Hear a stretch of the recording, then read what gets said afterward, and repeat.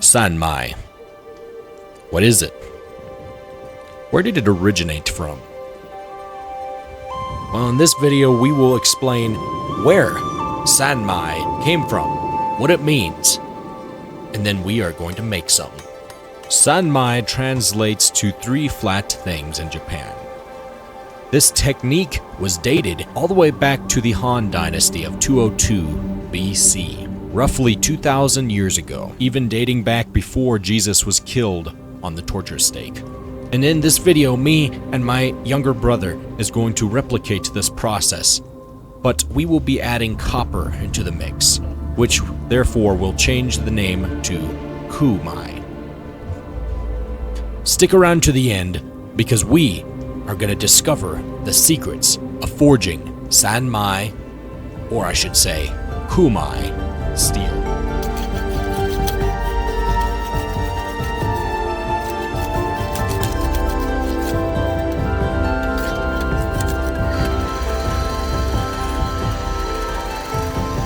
One of the secrets me and my brother discovered about forging this special type of Damascus is you need to make sure your pieces of steel is completely flat and completely clean from any rust or oxidization or really anything that will hinder the forge welding process.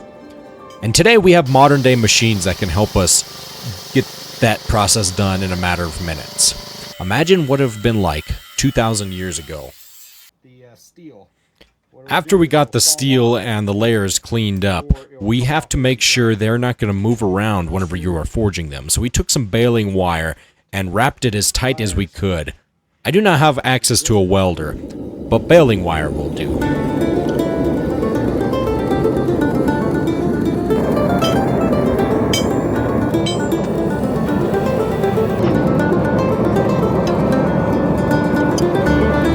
Close that up.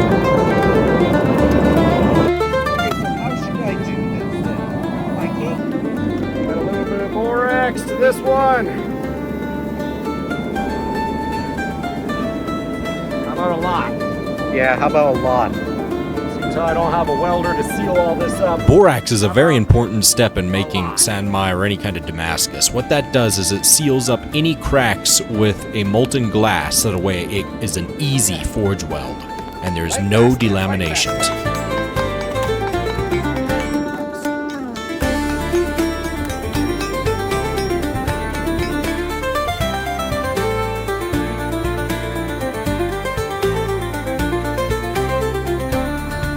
Another secret me and my brother discovered was if you heat the entire billet up very slowly so that way even the center of that piece of steel is the same temperature as at the outer core, it will forge weld a whole lot easier. That means flipping it every few minutes in the forge and letting it just take its time heating up. Yeehaw! There goes all of our copper! No! Faster, Shy, faster! Good.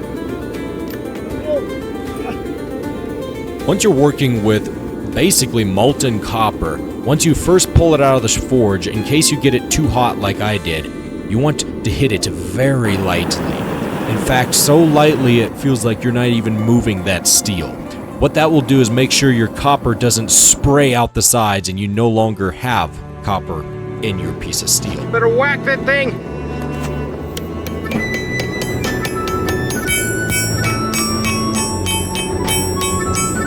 That in where you can afford using those. You see a spot, it's popping open.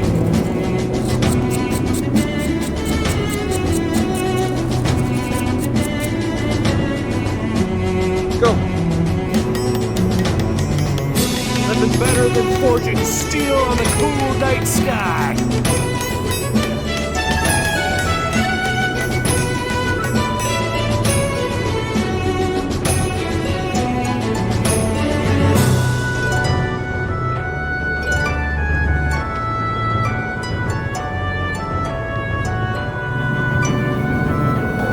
Oxidized copper will turn this brilliant green whenever it is heated up under a flame, and it really makes working with the forge fun.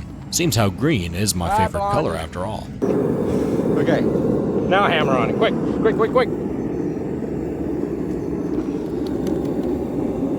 The next day we decided to check and make sure the billet actually stuck together after all that forging, and it did stick pretty well. We decided to stretch it out a little bit longer so that way we can get a proper usable knife out of it.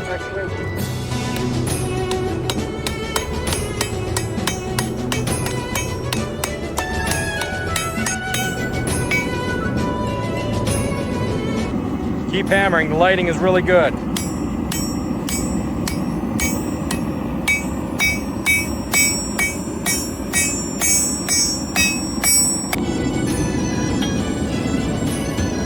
And the forging is done. You do not want to forge to shape a block of kumai. The reason is the copper and the steel has the tendency to split apart. It's not good for strength. It's supposed to be as strong as we possibly can get it. So he's going to cut the general shape out with an angle grinder.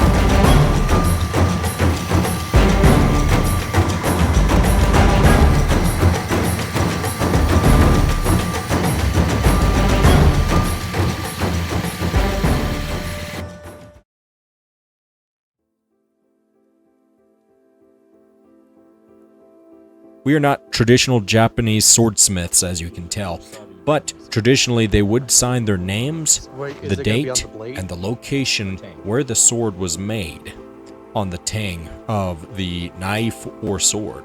So what we are going to do is we are going to put both of our maker's marks on the tang. This is my younger brother's EDC knife that he is working on. He wanted it to be one of the fanciest things we have ever made. I don't know if you'd call this particular billet of steel sanmai steel.